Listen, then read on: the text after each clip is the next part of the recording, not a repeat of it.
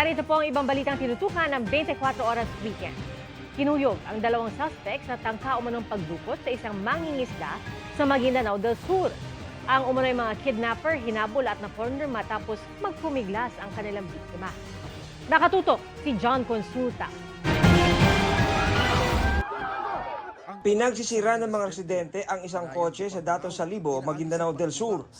Napagbalingan ng galit ang taong bayan ng kotse dahil ang dalawang lalaking sumakay rito inaresto dahil sa tangka umanong pagdukot sa isang senior citizen.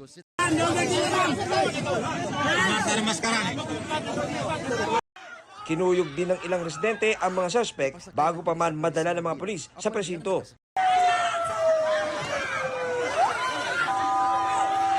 Ayon sa pulisya, muntik nang matangay ng mga suspect ang biktimang 63 anyos na mangingisda sa barangay Raja Buaya sa bayan ng Dato Piang.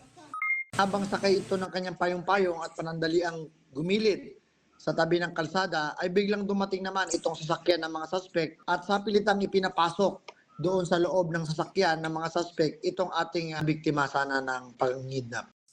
Nagpumiglas ang biktima at nakahingi ng tulong sa mga residente kaya tumakas sa mga suspect.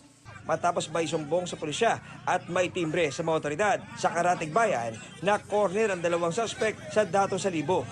Palaisipan pa rin sa mga pulis at sa biktima ang motibo sa naunsyaming pagdukot.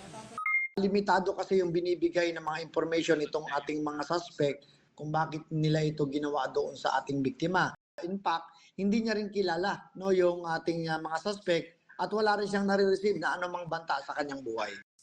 Sinusubukan pa ng GMA Regional TV na makuha ang pahayag ng biktima.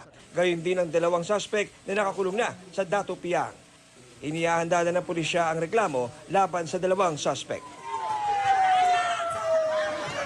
John Consulta, nakatutok, 24 Oras.